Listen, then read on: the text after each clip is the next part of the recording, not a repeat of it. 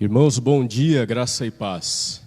Que Deus abençoe sua vida de uma forma muito generosa. Bom estarmos na presença do Senhor, seja aqui no templo, seja em casa, mas sempre na presença do Senhor, porque não há outro lugar melhor para estarmos do que diante do Deus que faz todas as coisas, o Deus que nós amamos, o Deus que nós servimos, o Deus que vai além do que pedimos, o Deus que vai além do que pensamos. Eu convido você a abrir a sua Bíblia comigo e vamos em pé ler o Salmo de número 46.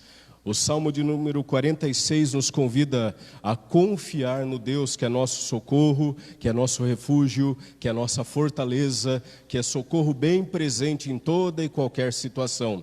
Salmo de número 46, e nós vamos ler alternadamente. Eu lerei o versículo ímpar e a igreja responde com os versículos pares, e vamos assim, sendo abençoados pela palavra do Senhor, a palavra que nos dirige, a palavra que nos instrui, a palavra que nos aconselha, a palavra que nos traz conforto e consolo em toda e qualquer situação.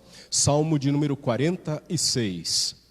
Deus é o nosso refúgio e fortaleza, socorro bem presente nas tribulações.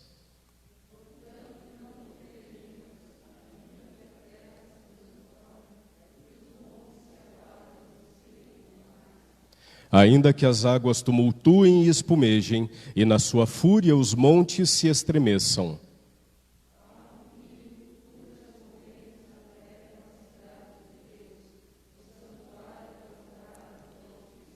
Deus está no meio dela, jamais será abalada.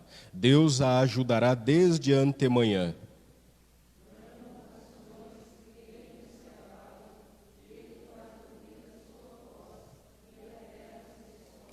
O Senhor dos exércitos está conosco, o Deus de Jacó é o nosso refúgio.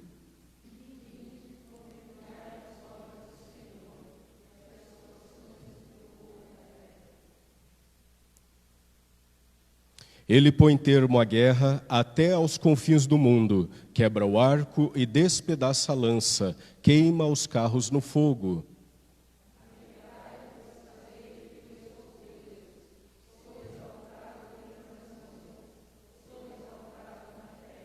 O Senhor dos exércitos está conosco, o Deus de Jacó é o nosso refúgio. Amém. Vamos ler juntos como igreja o versículo 1 novamente, vamos juntos?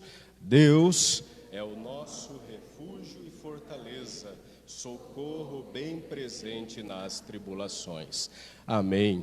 31 de outubro de 1517, o monge agostiniano, monge e padre católico Martinho Lutero, ele prega 95 ideias, 95 frases à porta da abadia de Wittenberg, na Alemanha. A partir dali surge o que nós conhecemos como reforma, a reforma protestante. A reforma que tinha como objetivo principal fazer com que a igreja, homens e mulheres que amam Jesus, voltassem à origem e à base da sua fé. Somente crer na palavra, somente crer de forma suficiente na salvação da graça em Jesus Cristo. Não a nós, mas ao nome do Senhor da glória. Não aos homens, mas a nós. Não à estrutura, mas o Deus que habita em nós. Esse é o espírito da reforma protestante. Devolver a Deus a glória que é somente dele. E nós, hoje,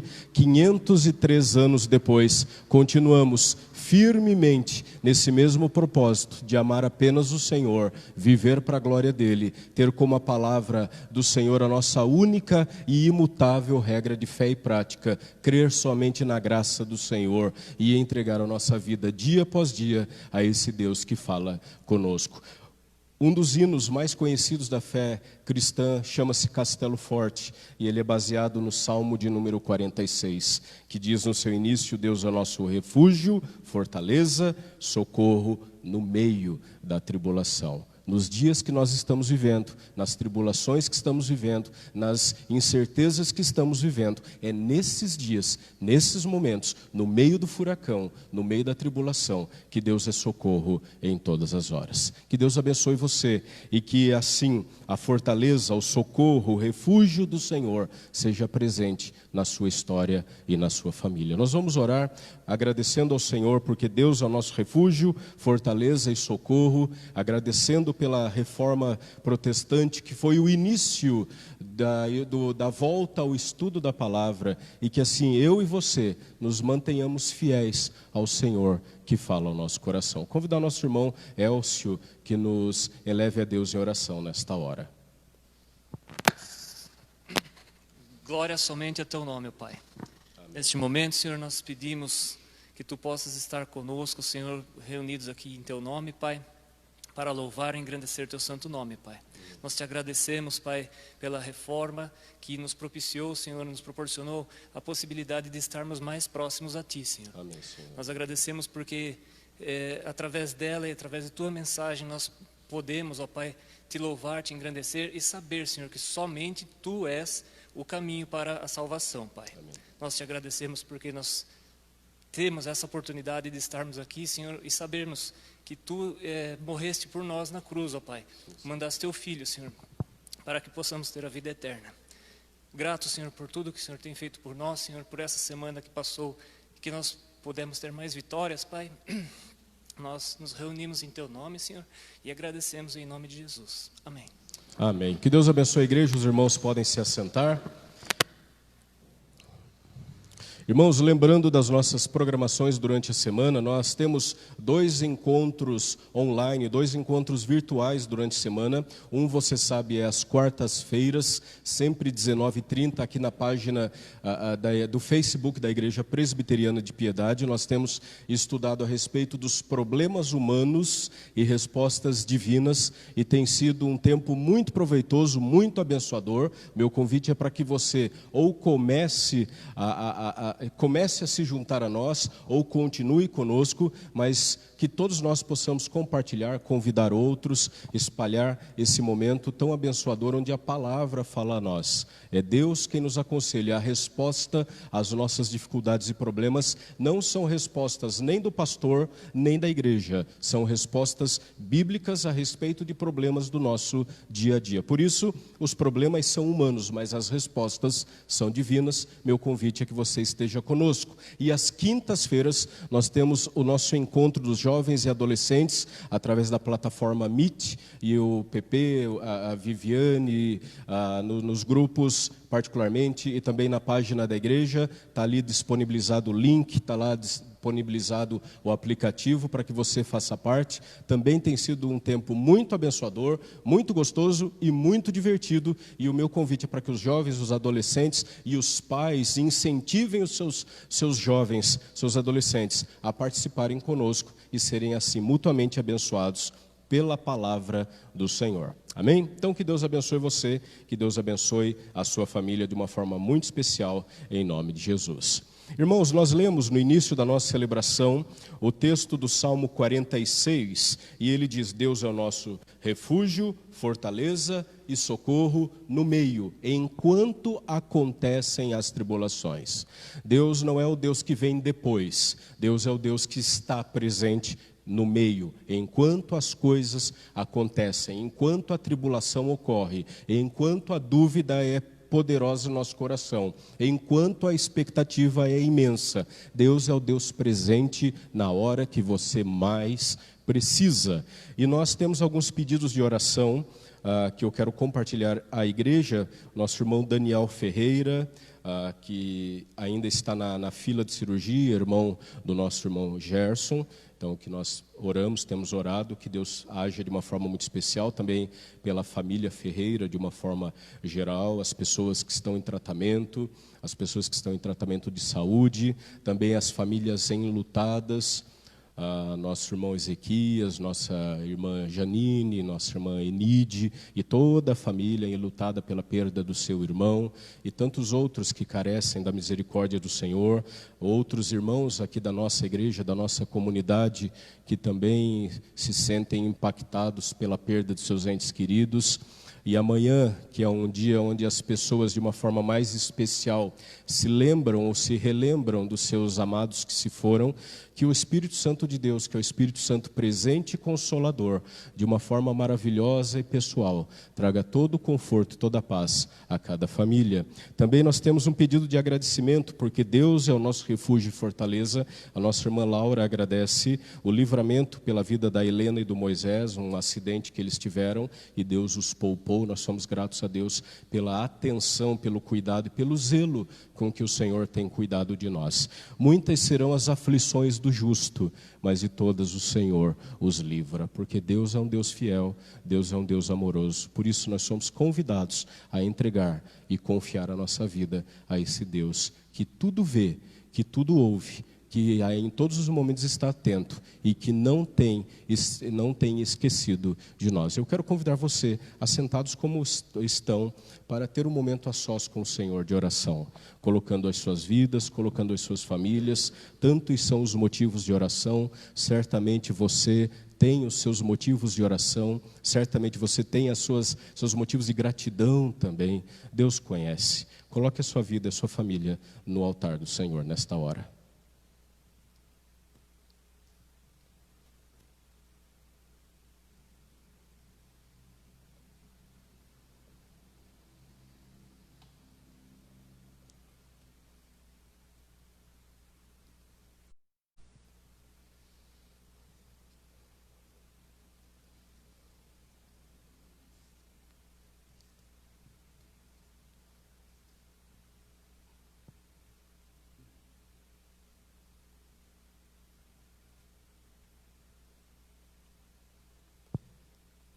Santo Deus, nosso Pai, a Tua palavra diz que o Senhor é o nosso refúgio, o Senhor é a nossa fortaleza, o Senhor é o nosso socorro.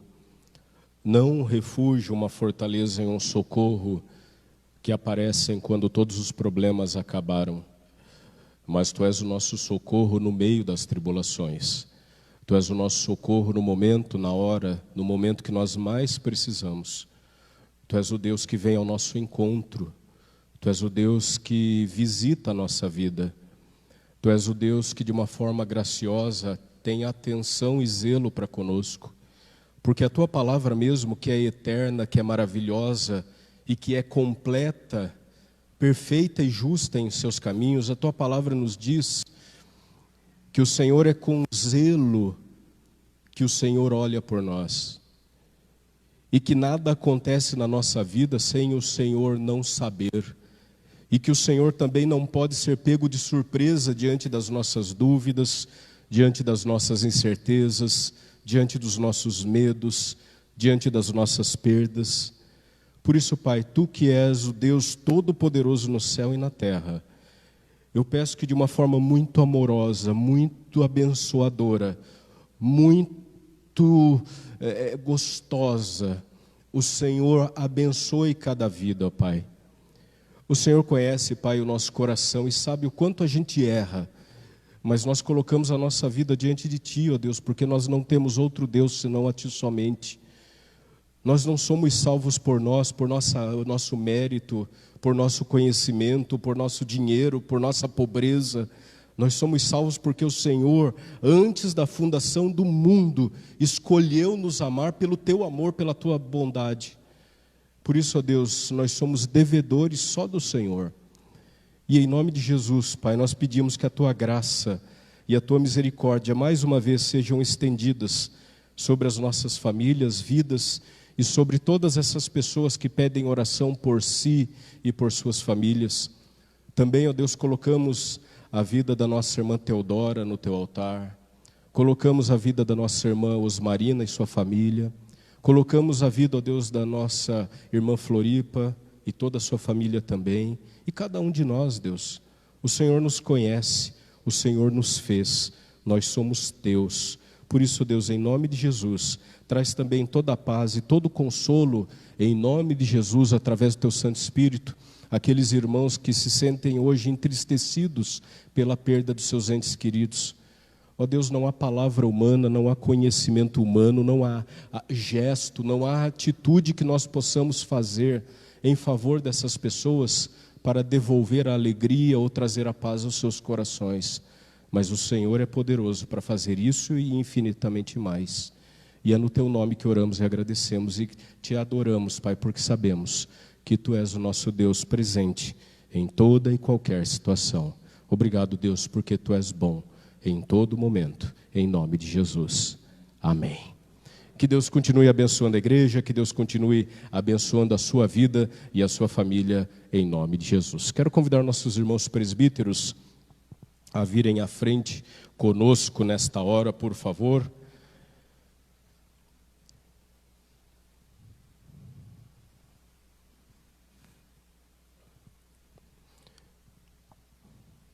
Quero convidar o nosso irmão Elcio também para nos auxiliar nesta hora. Quero convidar também nosso irmão Gerson Ferreira, por favor, para nos auxiliar nesta hora.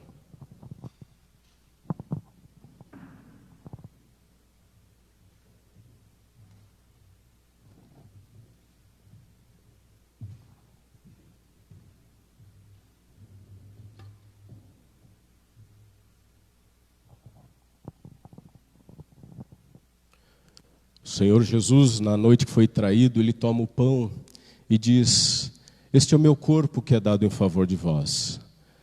Fazei isto em memória de mim. E depois que eles comeram, Ele serve o cálice e diz: este cálice anuncia a minha morte, porque esse cálice representa o meu sangue que é vertido em favor de vocês, em benefício de vocês, para a remissão. E remir é um ato de pagar todas as dívidas pendentes. A remissão, ela significa e simboliza que não há nenhuma dívida mais contra mim e que eu nunca mais poderei ser cobrado por aquele débito, por aquela dívida. Quando nós celebramos a ceia do Senhor, ela é muito mais do que um memorial. É uma celebração, é uma festa na presença do Senhor, porque mesmo tendo sido pago através do corpo e do sangue de Jesus moído e vertido por nós, a partir desse momento, nós somos chamados filhos e filhas de Deus. Por isso, João, o apóstolo, na sua carta, no seu evangelho, no primeiro capítulo, ele diz: mas a todos quantos o receberam, Deus deu-lhes o poder de serem chamados filhos de Deus. Quem são os filhos de Deus? São aqueles que foram lavados e redimidos pelo sangue do Cordeiro, o Senhor Jesus. Por isso a ceia do Senhor é um memorial eterno. E Paulo, escrevendo a sua primeira carta aos Coríntios, no capítulo de número 11, a partir do verso 23, ele diz: o que eu recebi do Senhor, isto eu compartilho com vocês. Que o Senhor Jesus, na noite que foi traído, tomou o pão e, tendo dado graças, o partiu e deu aos seus discípulos. Semelhantemente, toma o cálice e diz: este cálice representa a nova aliança no meu sangue, tomai e bebei dele todos. Mas ele prossegue dizendo que antes de tomarmos, antes de bebermos, devemos nós, particularmente, olharmos para dentro de nós. E ele diz: examine-se, pois, o homem a si mesmo, e depois não deixe de tomar. Examine-se e tome com alegria, com gratidão, mas examine-se a si mesmo. E quando nós olhamos para dentro de nós mesmos, nós nos vemos indignos. Mas quando nós olhamos para dentro de nós mesmos e vemos a nossa indignidade, nós, em memória do Senhor, na dignidade do Senhor, na glória do Senhor, na capacidade do Senhor e no poder de salvar que Jesus tem, é nessa autoridade que nós tomamos e que nós comemos. Por isso, irmãos, em nome de Jesus, examine-se e depois tome e coma com alegria e gratidão, porque todas as nossas dívidas já foram pagas em Jesus.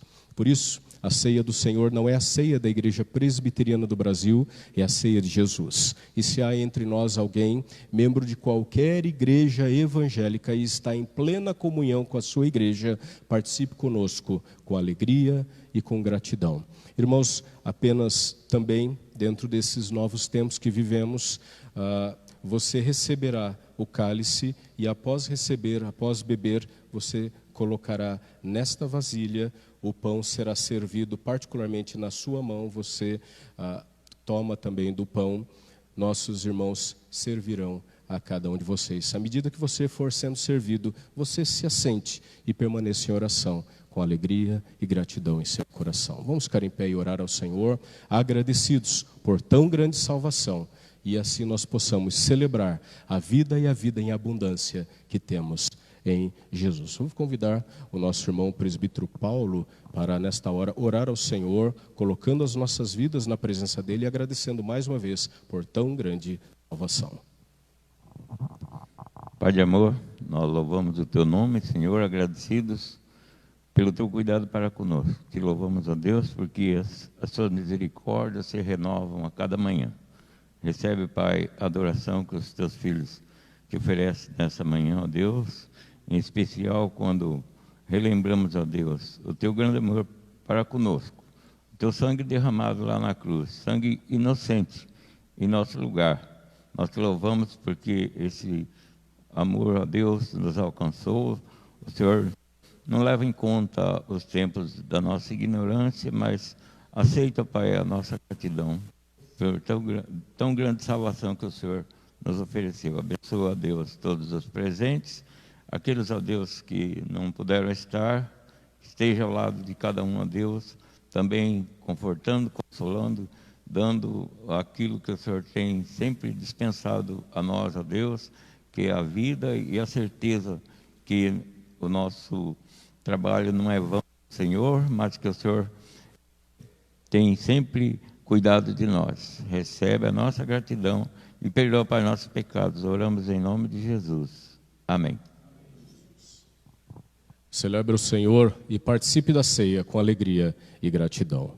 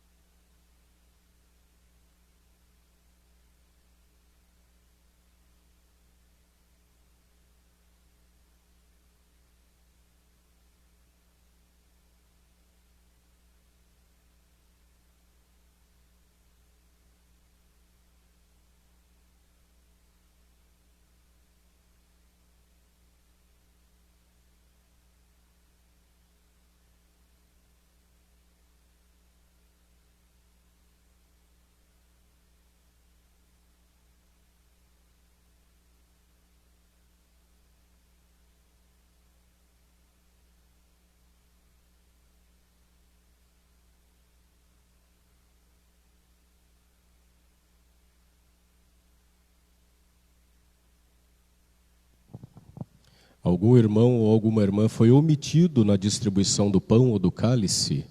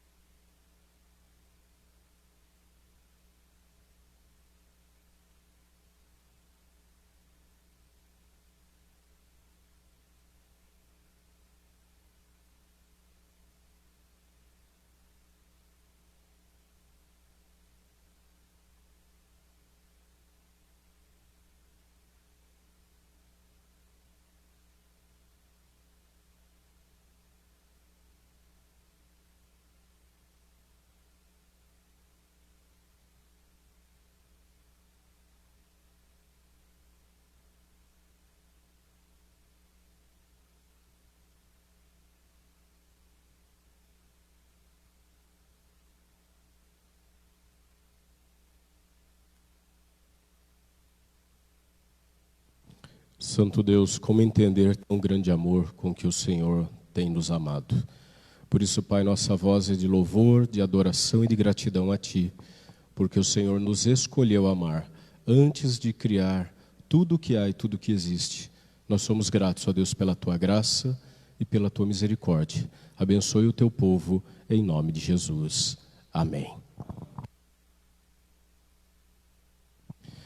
A palavra do Senhor nos convida a, sempre na presença do Senhor, celebrar a Ele, louvar ao Senhor por tudo aquilo que Ele é, louvar a Deus por tudo aquilo que Ele faz e pela fé louvar por tudo aquilo que Ele ainda fará. Eu quero convidar os nossos irmãos para continuarmos na presença do Senhor cantando a Ele, porque Deus é digno de todo louvor, de toda adoração. Convido a igreja mais uma vez a se colocar em pé conosco, por favor, aqueles que puderem, para que juntos cantemos ao Senhor. Cante com alegria e gratidão por aquele Deus que nos amou.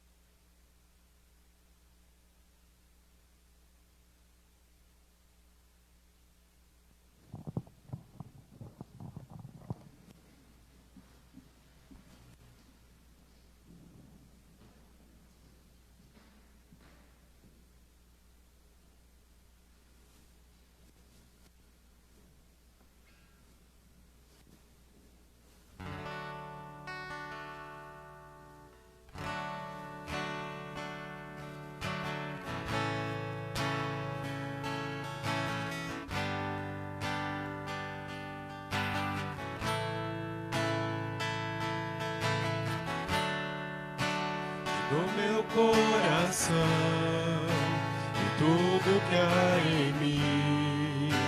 Entrego meu viver por amor a ti, meu rei.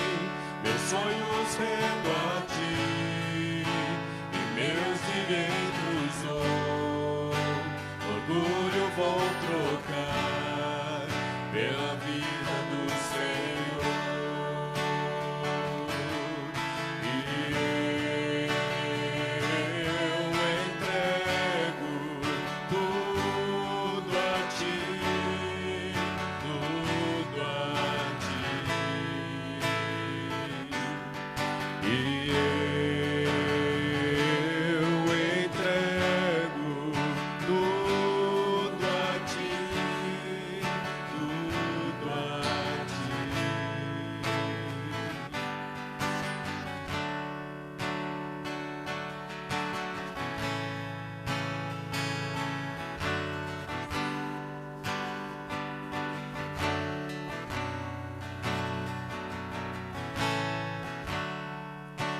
Te dou meu coração e tudo que há em mim.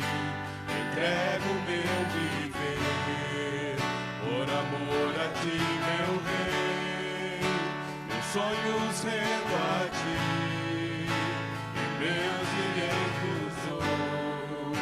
Orgulho vou trocar pela vida do Senhor.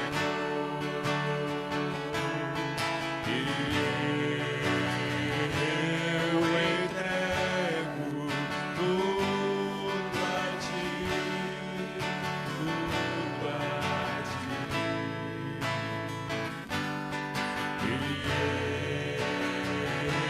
Eu entrego tudo a ti, tudo a ti.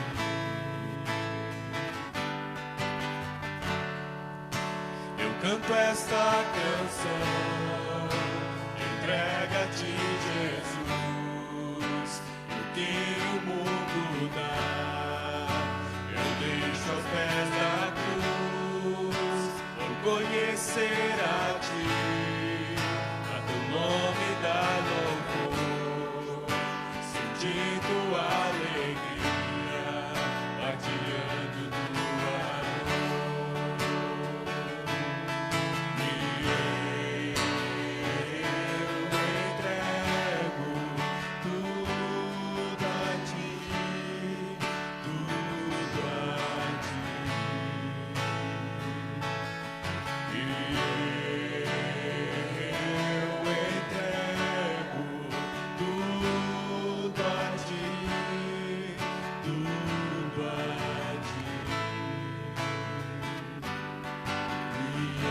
E eu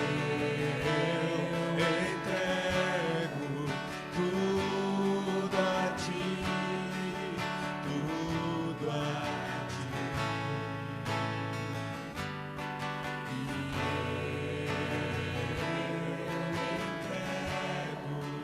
tudo a ti, tudo a ti. Deus, em nome de Jesus, essa é uma das orações mais difíceis de nós fazermos, ó Pai, porque nós não conseguimos entregar tudo a Ti.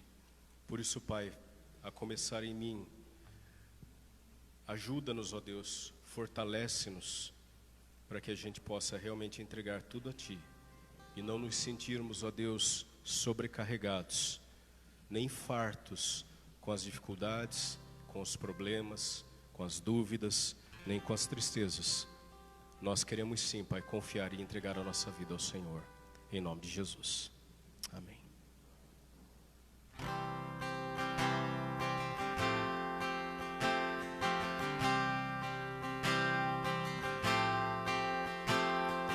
Como luzeiros no mundo, o Senhor nos levantou. Como cidade elevada, Ele nos edificou, para libertar o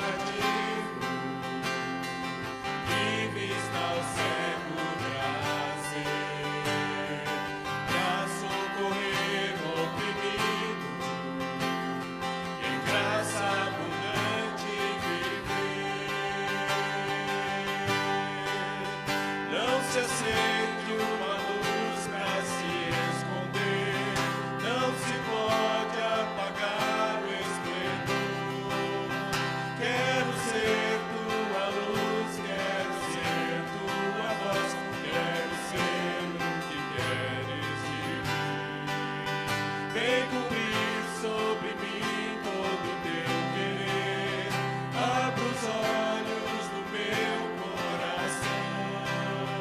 Quero ser tua luz, quero ser tua voz, quero ser o que queres de mim, Senhor.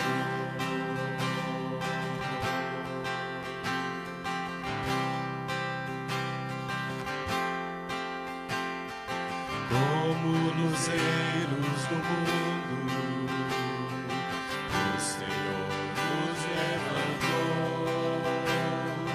como cidade elevada, Ele nos edificou, para libertar o cativo, e vista ao cego trazer, pra socorrer o oprimido, e em graça abundante viver. Não se acende uma luz pra se esconder, não se pode apagar o esplendor. Quero ser tua luz, quero ser tua voz, quero ser o que queres de mim. Vem cobrir sobre mim todo o teu querer, abra os olhos do meu coração. Quero ser tua luz, quero ser tua voz, quero ser o que queres de mim, Senhor.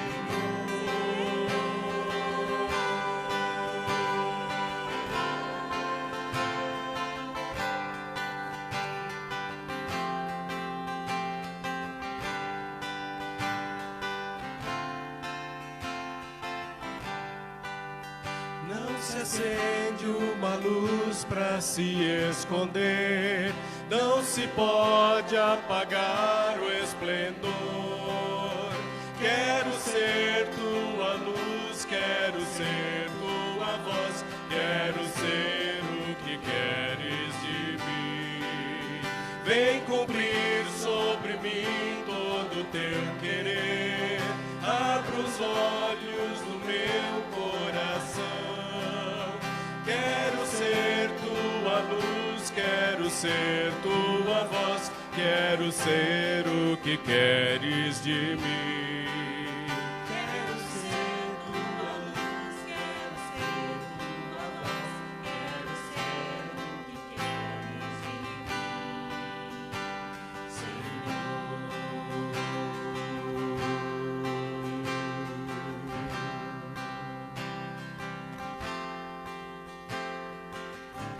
Senhor, Senhor Deus nosso Pai, nós cantamos duas orações, Deus, muito difíceis, impossíveis para nós. Por isso nós pedimos que o Senhor tenha misericórdia de nós. Misericórdia de nós. É a nossa oração, nossa única oração hoje. É que o Senhor tenha misericórdia de nós. Em nome de Jesus. Amém.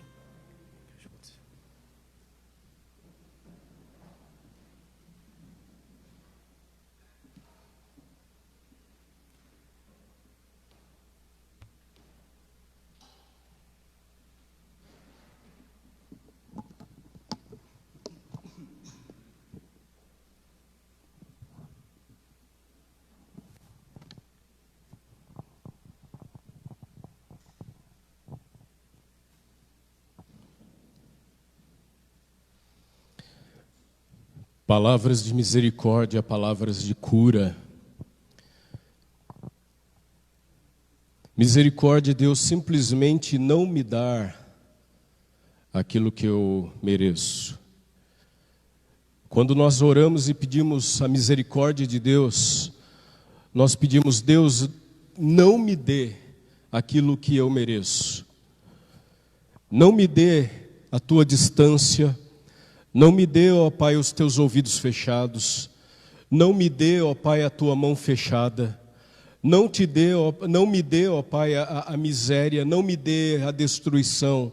Não me dê a condenação. Não me dê o afastar-me de Ti. Quando a gente ora: Deus, tem misericórdia de mim, nós oramos exatamente dizendo isso: Deus, não me dê aquilo que de verdade eu mereço, mas que o Senhor me cure e que a Tua graça seja derramada sobre mim. Graça é o oposto. Graça é Deus me dar aquilo que eu não mereço. É por isso que a palavra do Senhor no Salmo 46, que nós inicialmente lemos no início da celebração, fala que Deus é o socorro presente. Fala que Deus é socorro, é refúgio, Deus é resposta, Deus é proteção, Deus é o castelo forte em quem nós colocamos a nossa fé. Isso é graça, é Deus fazer por mim aquilo que eu não posso fazer, é Deus me dar aquilo que eu não mereço, é Deus afastar tudo aquilo que me entristece e, quando a tristeza vier, trazer consigo o livramento, o conforto e o consolo, mesmo eu não merecendo. Então convido você a ler um texto que fala a respeito disso, lá no Evangelho de João, capítulo 5. Evangelho de João, capítulo de número 5, nós vamos ler do verso 1 ao verso 9. João, capítulo 5, Evangelho de João, capítulo de número 5, nós vamos ler do versículo 1 ao versículo de número 9. A igreja sentada como está, mas preste atenção na leitura da palavra, reverentemente, ouça o que o Espírito fala ao seu coração. João capítulo 5, versos 1 a 9. Passadas estas coisas, havia uma festa dos judeus, e Jesus subiu para Jerusalém. Ora, existe ali, junto à porta das ovelhas, um tanque, chamado em hebraico Betesda, o qual tem 5 pavilhões. Nestes jazia uma multidão de enfermos, cegos, coxos, paralíticos. Versículo 4 diz: esperando que se movesse a água, porque um anjo descia em certo tempo agitando-a. E o primeiro que entrava no tanque, uma vez agitada a água, sarava de qualquer doença que tivesse. Estava ali um homem enfermo, havia 38 anos. Jesus, vendo-o deitado e sabendo que estava assim há muito tempo, perguntou: queres ser curado? Respondeu-lhe o enfermo: Senhor, eu não tenho ninguém que me ponha no tanque quando a água é agitada, pois quando eu vou, desce outro antes de mim. Então lhe disse Jesus: levanta-te, toma o teu leito e anda. E imediatamente o homem se viu curado, e tomando o leito, pôs-se a andar, e aquele dia era um sábado. Santo Deus, amado Pai, obrigado pela Tua palavra, obrigado, Deus, pelo Teu amor por nós. E eu peço a Deus que de uma forma muito especial o Senhor ministre graça ao nosso coração. Precisamos de Ti, precisamos do Teu amor, em nome de Jesus. Amém. Este é o terceiro milagre que Jesus opera. Esse também é um milagre muito interessante, porque esse milagre, ele se mostra diferentemente dos outros, porque é numa outra região. E o Evangelho de João, quando mostra, quando relata, quando fala a respeito dos milagres de Jesus, quando fala a respeito da vida e do ministério de Jesus, o interesse, o objetivo, o que João tinha em mente era transmitir Jesus como o Senhor. A ênfase, o tema do Evangelho de João é sempre demonstrar que Jesus, Ele é o Senhor. Esse é o sentido do Evangelho. Do versículo 5 ao versículo 8 nós vemos que Jesus anunciava as boas obras e anunciava a boa nova que Jesus é o Senhor e curava as enfermidades. Portanto, quando a gente lê o Evangelho de João, em todo o Evangelho nós temos sempre a repetição dessa ideia, mostrando que sim, sim, Jesus é o Senhor do tempo, da razão e de todas as circunstâncias da nossa vida, e que absolutamente nada foge do controle soberano, maravilhoso e poderoso das suas mãos. Interessante porque quando nós lemos esse texto, nós vemos que Jesus estava diante de uma pessoa num tanque chamado Betesda, que significa casa de misericórdia. Betesda significa casa de misericórdia. Era o lugar onde as pessoas levavam os seus doentes ou aqueles que podiam por si chegar até aquela região. Eles se acomodavam entre aqueles 5 pórticos onde existiam tanques. Agora é interessante que o povo hebreu, o povo judeu, como muitos outros povos, como os brasileiros também, é um povo extremamente místico. É um povo que tinha uma série de superstições, de crenças e de lendas e de mitos. E existia um mito, existia uma lenda, existia uma superstição, existia uma crença nos dias de Jesus que aquele lugar onde aquele coxo estava, e o texto diz que existia ali uma multidão, verso 3, de enfermos, de cegos, de coxos, de paralíticos, e o verso de número 4, ele traz ali um acréscimo, ele traz uma explicação histórica do porquê aquele povo se amontoava ali, porque aquela grande multidão aparecia e ficava naquele lugar. Porque segundo uma crença muito antiga, de tempos em tempos vinha um anjo do céu e mexia aquelas águas e criava como que um turbilhão, um redemoinho naquelas águas, e a primeira pessoa que mergulhasse ali seria curada.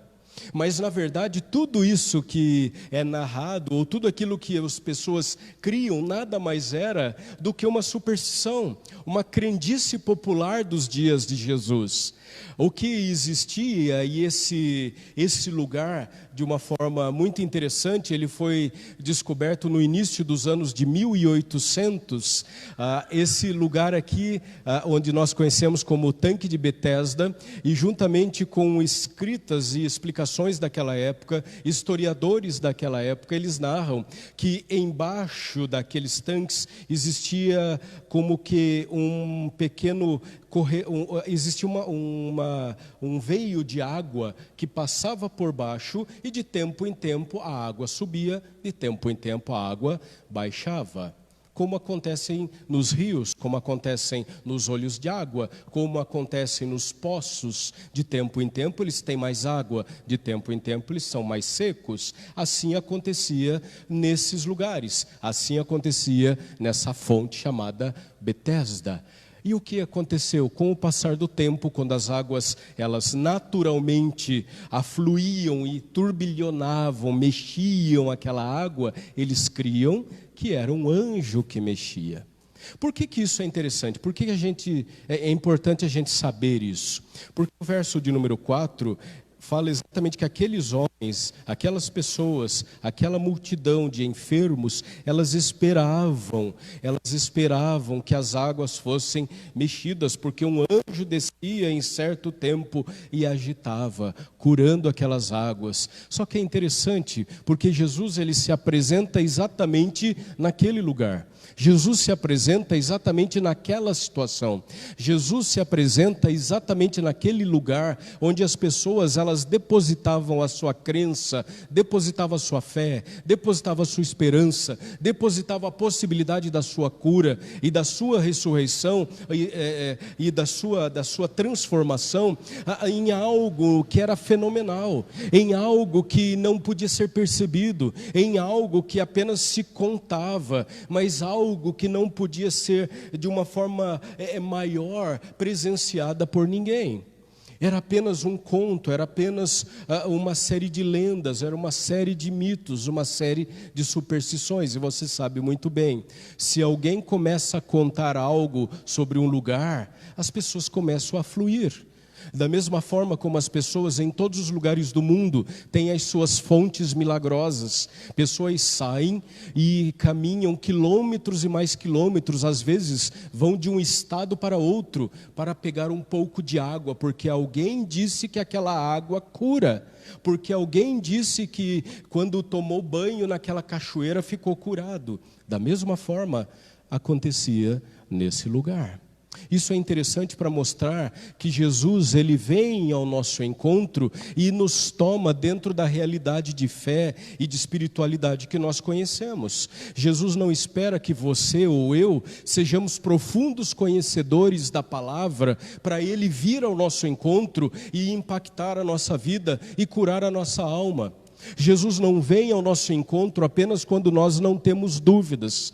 Jesus não vem ao nosso encontro apenas quando nós temos uma fé completamente entregue a Jesus. Jesus vem ao nosso coração e ao nosso encontro quando nós estamos ali e ouvimos a sua voz. A pessoa não vem a Jesus, ela não é trazida pelos seus amigos. É interessante porque, diferentemente de outros milagres, como relatado lá em Marcos capítulo 2, quando aqueles amigos de uma forma amorosa, gentil e cheia de esforço abrem um espaço no telhado, erguem aquele seu amigo paralítico e desce aquele homem até a presença de Jesus com todo aquele esforço, com todo aquele sacrifício, mas aqueles amigos trouxeram aquele seu amigo até Jesus. Não é o que acontece. A pessoa ela não vem até Jesus, ela não é trazida por amigos, ele estava ali. Ele estava ali, desamparado. É Jesus que vem ao encontro dele. Hoje, quando nós também nos relembramos da reforma protestante, isso voltou aos olhos de homens e mulheres daquela época e deve também ser o que move o nosso coração. Não fui eu que alcancei Deus, não fui eu que merecia a misericórdia, não fui eu que me encontrei com Jesus, não fui eu que decidi ser salvo, é o Senhor que por graça e por misericórdia vem ao meu encontro e me salva. Ele que decidiu amar você, Ele que decidiu salvar você. Por quê? Porque Ele decidiu. É interessante que às vezes as pessoas ficam um pouco perplexas ou ficam um pouco preocupadas do porquê Deus nos escolheu. Na grande verdade isso não interessa. Interessa que Ele nos escolheu, interessa que Ele nos amou e nos amará eternamente. Portanto, a expressão não tenho ninguém é uma expressão extremamente interessante desse homem, quando é perguntado por Jesus, você quer ser curado? E o verso 7 ele fala assim, eu não tenho ninguém. E a expressão eu não tenho ninguém revela a intenção de João de enfatizar que a misericórdia de Deus, Betesda, a casa de misericórdia, vai principalmente em direção àqueles que não têm ninguém para ampará-los. Deus tem misericórdia e não nos dá aquilo que nós merecemos, porque nós não temos como nos amparar, como nos escorar, como nos defender em outro lugar. Se o Senhor não nos defender, se o Senhor não nos preservar, se o Senhor não nos ajudar, ninguém fará isso por nós. Se o Senhor não vir até o meu encontro e Ele se inclinar e Ele me erguer, ninguém poderá fazer isso por mim. E o grande problema de pessoas que continuam desesperados na vida, sem expectativa na vida, jogados e prostrados no chão da vida, é exatamente por isso. Não é porque as mãos de Deus não estão estendidas, não é porque Jesus não se importa, mas porque essas pessoas dizem, olha, eu não tenho ninguém por mim, então não me faz diferença. Então o que a gente pode aprender com essas palavras de misericórdia e de cura que Jesus teve para com esse homem? Primeiramente, a base, lá no verso de número 6, a base é uma pergunta extremamente profunda. É uma pergunta profunda, é uma pergunta maravilhosa, é uma pergunta que move o ser daquele homem e as pessoas que estavam próximas. E a pergunta no verso 6 Jesus se aproxima daquele homem e lhe pergunta, você quer ser curado? Jesus pergunta para aquele homem, e pode parecer num primeiro momento que não faz o menor sentido, porque o texto diz que aquele homem, verso 5, estava ali, um homem enfermo, um homem que estava doente já há 38 anos. O texto não diz que ele estava naquele lugar lá há 38 anos, mas diz que ele era um homem doente há 38 anos. Ou seja, grande parte da sua vida foi uma vida de sofrimento, de doença, de estar afastado, apartado, longe dos seus, buscando cura, buscando resgate, buscando dignidade, buscando alento na sua vida, buscando algo para a sua vida voltar a valer a pena. E a pergunta de Jesus, ela é extremamente profunda, porque mostra para aquele homem e para aqueles que ouviram o que aquela pessoa tinha no seu coração. A própria pergunta, ela torna-se um chamado de fé. A própria pergunta, ela faz com que aquele homem arranque de dentro de si mesmo aquilo que ele esperava, aquilo que ele desejava, aquilo que ele queria. Por que é que aquele homem, ele é perguntado se ele gostaria de ser curado? Porque muitas vezes nós, depois de tanto tempo, nós não temos mais expectativa. Porque nós, depois de tanto tempo, nós não esperamos mais nada. Porque nós, depois de tanto tempo de sofrimento, de dor e de enfermidade, seja ela qual for, seja de relacionamento, seja espiritual, seja financeira, seja moral, seja ética, não importa, seja da sua religiosidade, da sua intimidade com Deus, depois de tanto tempo sofrendo, por vezes nós nos acostumamos àquela posição, àquela enfermidade, àquela dor, e se nós formos curados dela, nós não sabemos o que fazer. Quantas pessoas não se tratam e não se permitem ser tratadas porque não sabem o que fazer se a dor não doer? Porque se não doer, eu não tenho como ser crítico. Se eu não doer, eu tenho que mudar o meu jeito. Eu sou do jeito que sou porque dói. Eu ajo porque dói. Eu sou amargo do jeito que sou porque dói. Eu sou um péssimo pai, mãe, filho, marido, mulher, empregado, patrão, porque dói. E a gente tem as nossas desculpas, e a desculpa é porque dói. Só que se parar de doer, eu vou criticar quem? Que desculpa eu vou dar? Não fale muito com ele hoje, porque ele hoje não está bem, porque está doendo. Ele é assim porque está doendo. Ele é assim porque dói, ele é assim porque está doente. Se a doença, a dor, aquilo que te fere e afeta, for tirado, como é que você vai viver? Então a pergunta de Jesus não é uma pergunta que, num primeiro olhar, pode parecer sem sentido, porque se há algo que alguém que está doente quer, é ser curado. Por que Jesus pergunta uma pergunta tão profunda, mas tão maravilhosa ao mesmo tempo? Para mostrar ao coração daquele homem o que verdadeiramente ele quer. Para mostrar às pessoas o que verdadeiramente elas querem. E para mostrar que Jesus não é o Jesus da superstição, da religiosidade, do esperar um anjo vir do céu, mas é o Jesus que vem ao nosso encontro da maneira como nós estamos. O verso 7 é interessante, eu peço que você observe. O verso 7, ele é interessante porque ao invés daquele homem responder um sim ou um não a Jesus, ele começa a reclamar, ele começa a dar boas desculpas, ele começa a demonstrar aquilo que realmente está no seu coração. E o seu coração está trancado para o outro, trancado para a cura, trancado para a maravilhosa graça de Deus, trancado para a misericórdia de Deus, que é melhor do que a vida, trancado para aquilo que o Senhor pode fazer, trancado até pela crendice que um dia pode vir um anjo e tocar nas águas e tocar na minha vida. E ele começa a lamentar. E nós somos muito bons nisso, nós lamentamos porque sempre há motivo para lamentar. E ele lamenta porque ele não tem condições de se ajudar. E quando Jesus pergunta, você quer ser curado? Ele começa a dizer, eu não consigo.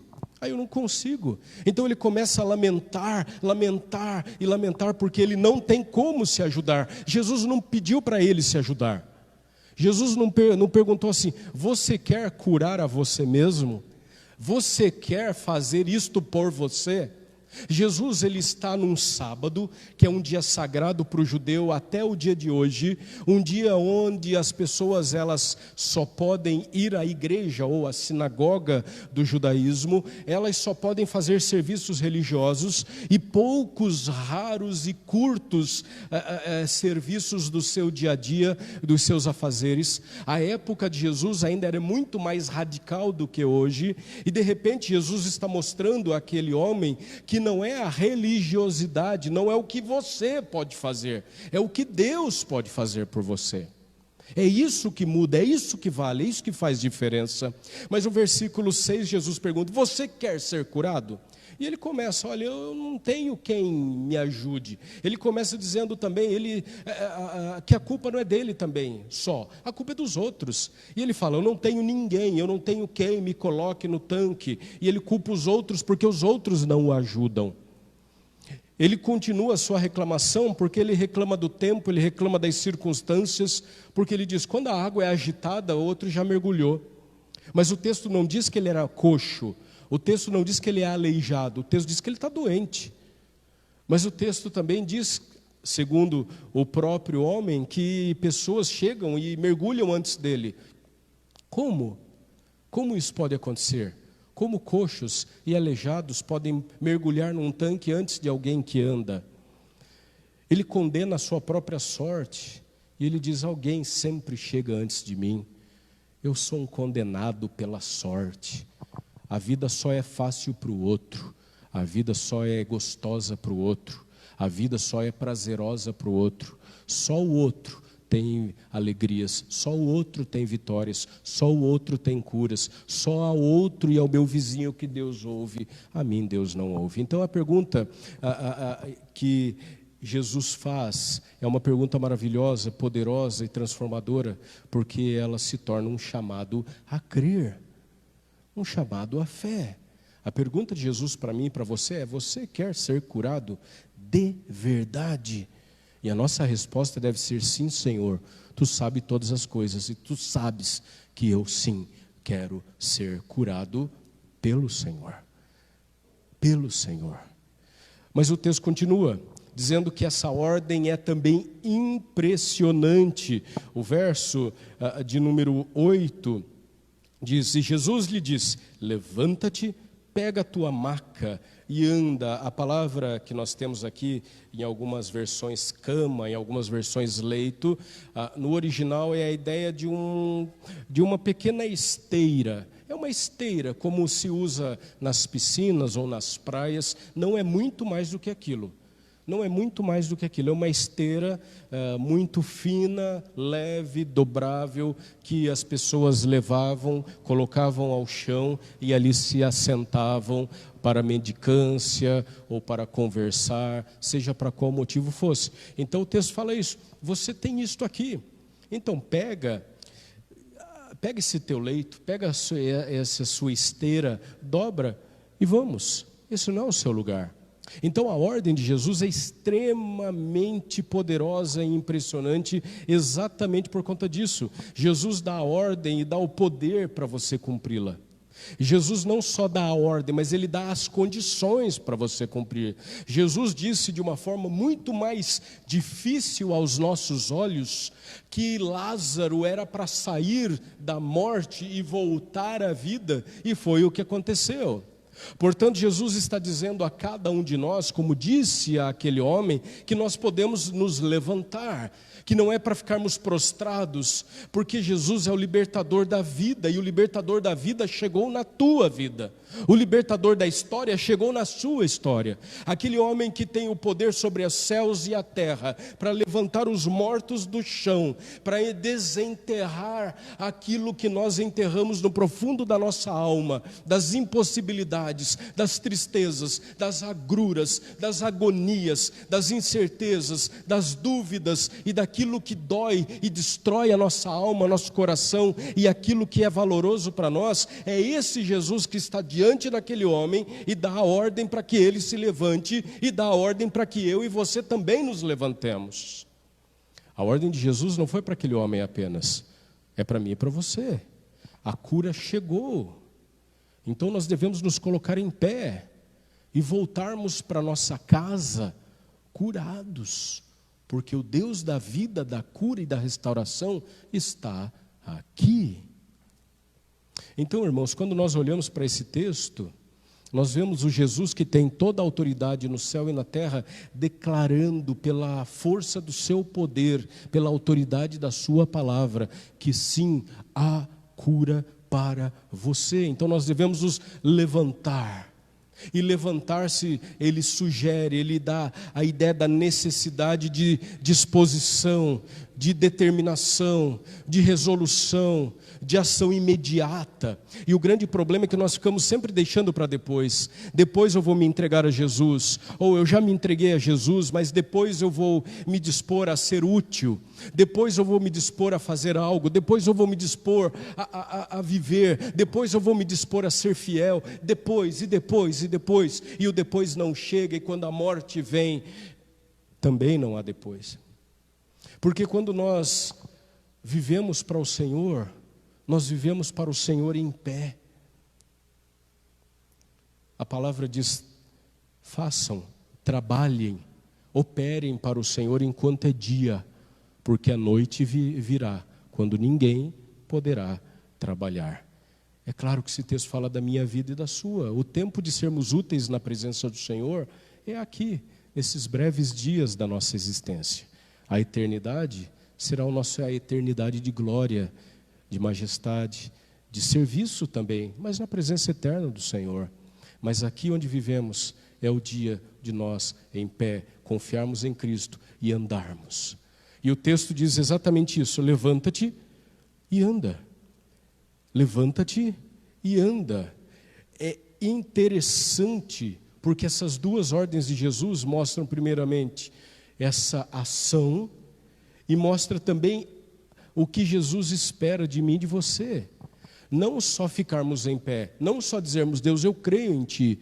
Jesus, eu amo o Senhor, eu creio. O Senhor, olha, o Senhor me deixou em pé, o Senhor me fez voltar a andar. Mas é a necessidade de passar a experimentar a nova vida que Cristo tem para mim e para você, andando ao lado dEle. Porque homens e mulheres que em algum momento da sua vida entregaram a sua vida a Jesus, vivem vidas sem importância, vidas minúsculas, vidas apagadas, vidas vazias, vidas sem propósito, sem porquê, vidas sem utilidade dentro do reino do Senhor, porque elas ficaram em pé num canto. Jesus não convida aquele homem apenas para ficar em pé, mas convida aquele homem também para, em pé, caminhar ao seu lado. É para isso que nós somos chamados. Então a ordem é extremamente importante. Jesus diz então: levanta, pega a tua maca, ande. Jesus não exigiu, e isso é impressionante nesse texto todas as vezes que eu leio. Jesus não exigiu nenhuma fé daquele homem. Jesus não exigiu a fé, não disse: você acredita, você tem fé, você acha que eu sou capaz. Jesus não exigiu nada disso. O homem foi curado exclusivamente mediante, através da palavra, do poder, da vontade, da misericórdia de Deus.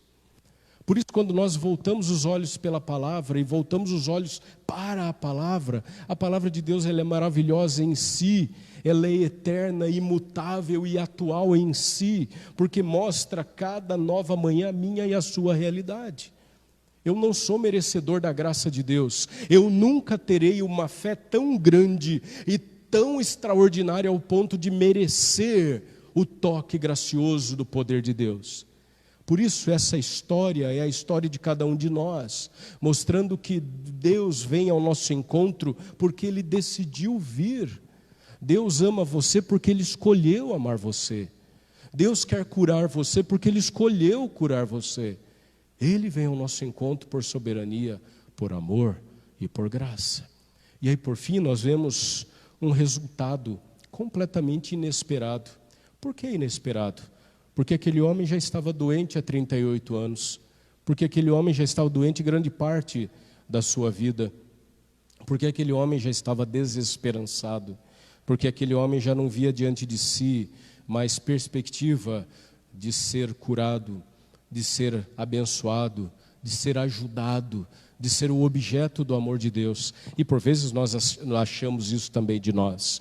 Olha, Deus não vai mais nos abençoar, Deus não vai mais fazer nada por nós, Deus não vai mais ouvir a minha oração. Talvez você pense sobre você a respeito disso. Talvez você pense a respeito de algum parente seu, de alguém amado do seu coração, mas que não tem compromisso nenhum com Cristo. E talvez você já tenha até abandonado o seu nome de orar. Mas o texto mostra que obedecer a Jesus, ele traz resultados maravilhosos. O simplesmente obedecer essa ordem de Jesus traz como resultado bênçãos e maravilhas que nós não conseguimos sequer medir, sequer imaginar. Por isso Paulo, escrevendo aos Efésios, capítulo 3, verso 20, diz: ora, aquele que é poderoso para fazer infinitamente mais do que pedimos ou pensamos. Deus é o Deus que não faz apenas o que eu peço. Deus é infinitamente maravilhoso e poderoso para ir além e fazer infinitamente mais do que eu possa pedir ou pensar. Por que Paulo faz essa diferenciação do pedir e do pensar? Porque tem coisas para nós que são tão profundas e tão difíceis e para nós até impossíveis que a gente nem ora. A gente nem ora. A gente nem comenta, a gente não fala nada, a gente só pensa, a gente guarda no coração e não fala nada. Tem coisas que a gente pede oração para o irmão, pede oração para a igreja, porque a gente, apesar de serem difíceis, a gente crê que podem acontecer, mas tem coisas que a gente não ousa nem pedir oração, porque são demasiadamente difíceis, até impossíveis para nós. Louvado seja o Senhor, que Ele mesmo vem e quebra essas nossas dúvidas, dizendo: por acaso há impossíveis para o Senhor? Por acaso há algo que seja demasiadamente difícil ao Senhor? Por acaso há algo na sua vida que Deus não conheça? E por acaso há algo na sua história que Deus não possa reverter, consertar, mudar, transformar, restaurar? Matar e fazer nascer de novo? Deus é o Deus que faz todas as coisas a partir do nada. Mas há um problema, e esse texto também para nós é um imenso alerta. Há um problema muito grave, há um grande problema na história que é o coração desse homem. Quando a gente continua lendo o texto, nós vemos a história dele, um homem doente há 38 anos, sentado num lugar místico, esperando um milagre acontecer. Esperando um lugar porque falaram para ele que se ele fosse ali, um milagre aconteceria. De repente, o próprio Deus em pessoa, em Jesus Cristo, se apresenta a ele e pergunta: você quer ser curado? Ele dá um monte de desculpas e Jesus o cura. E mesmo assim, cheio de dúvidas, incertezas, coração duro, pesado, mesmo assim Jesus o cura. Mesmo assim o Senhor o toca, mesmo assim o Senhor o refaz, mesmo assim o Senhor o põe em pé. Mas o coração daquele homem permanece duro. Esse homem, ele tinha um coração duro. Ele tinha um coração empedernido, um coração transformado em pedra. Do versículo 12 ao versículo 16, nós vemos que mesmo após ele ter sido curado, ele não procura nem saber o nome de Jesus. Ele não está nem aí. O versículo 11 diz que ele não sabia. Quem te curou? Não sei. E uma vez que ele descobre que foi Jesus que o havia curado, ele não corre até Jesus e dá glórias a Deus. Ele não corre até Jesus dizendo: Senhor, não foi a religiosidade, não foi o pastor, não foi a igreja, não foi meu pai, não foi a oração do irmão, não foi a campanha, não foi o anjo, não foi o misticismo, não foi nada extraordinário, alheio a meu entendimento que me curou, foi o Senhor. Deus, obrigado pela tua misericórdia. Ele não faz isso. Ele não reconhece o senhorio de Jesus, mas ele diz no verso de número 15, que ele corre, assim como Judas Iscariotes, ele corre até os líderes religiosos e denuncia Jesus. Falou: sabe aquele Jesus? Eu ouvi dizer a respeito de um Jesus. E sabe esse Jesus? Ele foi até onde eu estava, lá no tanque de Betesda, e lá ele me curou e era sábado. E o texto, após isso, relata que os principais religiosos, os líderes da época de Jesus, eles começaram de uma forma mais dura e profunda, começaram a ver esquemas, jeitos, e começaram a tricotar a morte de Jesus. E assim é até hoje. E assim acontece nos nossos dias, nos meios religiosos, nos meios políticos, dentro das famílias. Aquele homem não glorificou a Deus, mas ele denuncia Jesus como um criminoso. Ele trai a Jesus, como Iscariotes iria no futuro fazer. É a dureza do coração humano, é a minha dureza e é a sua. É o coração bloqueado para a graça de Deus. É como se Deus fosse o meu servo, responsável e obrigado a fazer aquilo que eu quero, obrigado a fazer aquilo que eu desejo, obrigado a fazer aquilo que eu quero. Por vezes nosso coração também está bloqueado para a graça de Deus. Deus tem sido tão misericordioso, tão bondoso. E se nós estamos aqui, é porque simplesmente a misericórdia do Senhor sorriu para nós. E a gente acha que não. A gente acha que não. Que o nosso coração não seja duro, mas seja um coração amável diante do Senhor. Para a gente pensar, para a gente viver e levar para o resto da nossa vida. Enquanto durar esta era de gemidos que nós vivemos, não vivemos dias de glória, dias de maravilha, dias de bem-aventurança, dias de renascimento, dias de profunda espiritualidade, dias de justiça, dias de igualdade, dias onde as pessoas se amam, dias onde as pessoas se respeitam, dias onde as pessoas se perdoam, dias onde as pessoas desejam com o mais profundo do seu ser e vivem assim todo santo dia, para que o outro hoje seja melhor do que ontem. Não vivemos dias assim, vivemos dias de gemidos. E enquanto durar essa era de gemidos, a cura é a exceção, não é a regra. É a exceção, não é a regra. Portanto, quando o nosso coração ele não é endurecido, quando o nosso coração não está duro, nós entendemos que Deus é o Deus da cura, mas Deus também é o Deus quando a cura não vem. Nós entendemos que Deus é o Deus que ouve a minha oração e me responde como eu gostaria, como eu desejo, para a glória do nome dEle. Mas Deus também é o Deus Todo-Poderoso que tem o controle na sua mão quando a resposta que eu peço não é a que realmente vem. Porque Deus sabe o que é melhor para mim. Mas nós vivemos numa era de tristezas e gemidos. Qual é a nossa postura? O que nós vamos fazer? Como é que nós vamos viver? Que ao recebermos o olhar de Jesus e a mão estendida dEle, nós possamos dizer: Senhor, Senhor, eu tenho ouvido muito a respeito de Ti, mas agora os meus olhos Te veem, e eu me arrependo, eu me entrego, e eu declaro a minha dependência do Senhor. Ficarei em pé, Senhor, na Tua presença, e caminharei ao Teu lado, para a glória do Teu nome, em nome de Jesus. Amém. Que Deus abençoe a igreja, Deus abençoe você, em nome de Jesus. Vamos ficar em pé e orar?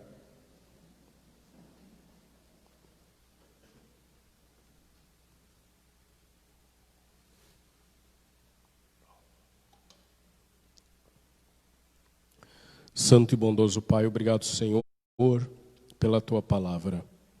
Palavra que nos motiva, palavra que chama a nossa atenção, mas acima de tudo, palavra que nos alimenta, ó Deus, com alimento eterno, porque passarão céus e terra, mas a Tua palavra jamais passará. Obrigado, Deus, porque Tu és amoroso. Obrigado, Deus, porque o Senhor vem com amor eterno, e com amor eterno o Senhor nos chama. Deus, nós não queremos ser como esse homem do passado, que recebem bênçãos das Tuas mãos, mas mantenha o coração duro, fechado, amargurado, ressentido, orgulhoso, traidor, achando que o Senhor tem obrigação de fazer o que a gente quer. Deus não permita que isso aconteça conosco, mas que cada um de nós tenha um coração de servo, de adorador. Sejamos homens e mulheres que vivem para o Senhor, adoram o Senhor, amam o Senhor e têm alegria na tua presença. Porque não há, Deus, outro lugar melhor do que estar na tua presença. Abençoe os meus irmãos que estão nos seus lares, que também de uma forma doce e maravilhosa eles possam ser amparados, protegidos, guiados, restaurados pelo Senhor. Mais uma vez pedimos por aqueles que sofrem, nos alegramos com aqueles que se alegram também. E todos nós, ó Deus, como família na fé, louvamos o teu nome, porque estamos de pé hoje, porque o Senhor decidiu nos curar. Obrigado, Deus, pela tua cura, pela tua misericórdia. E que a graça do Senhor Jesus, o amor de Deus, nosso eterno Pai, e as ternas e eternas consolações que há apenas no Espírito Santo de Deus, seja derramado sobre a sua vida, sobre a vida da sua família e sobre todo o povo de Deus, hoje e eternamente. Amém.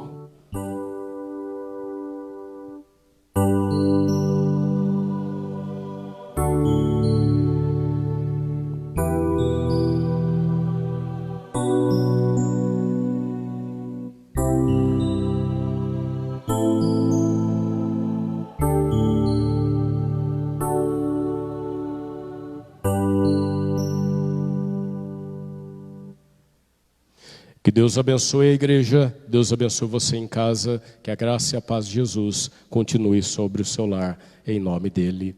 Amém.